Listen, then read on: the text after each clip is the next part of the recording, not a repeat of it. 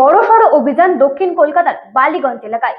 তথাকথিত সোনা পাপুর বাড়িতে ভোরবেলায় তল্লাশি চালায় ইডি। বাড়িটিকে কেন্দ্রীয় বাহিনী ঘিরে ফেলে।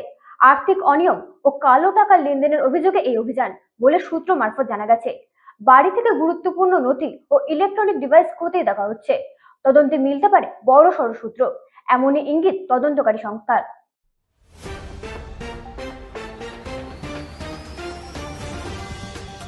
কলকাতার বালিগঞ্জ এলাকায় আজ ভোরবেলায় চাঞ্চল্য ছড়িয়ে পড়ে যখন কথিত প্রভাবশালী ব্যবসায়ী সোনা পাপুর বাড়িতে হানা দেয় ইডি। কেন্দ্রীয় বাহিনীর কড়া নিরাপত্তার মধ্যে গোটা এলাকা ঘিরে ফেলে তদন্তকারী সংস্থা, যাতে কোনো প্রমাণ নষ্ট বা সরিয়ে ফেলার সুযোগ না থাকে।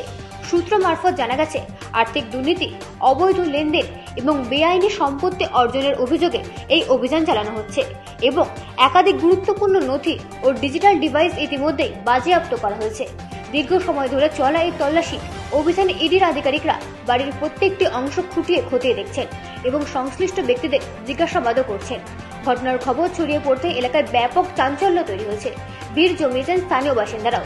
যদিও এখনো পর্যন্ত ইডির পক্ষ থেকে আনুষ্ঠানিকভাবে বিস্তারিত কিছু জানানো হয়নি, তবে এই অভিযানকে ঘিরে বড়সড় আর্থিক কেলেঙ্কারির ইঙ্গিত মিলছে বলে মনে করছেন অনেকেই।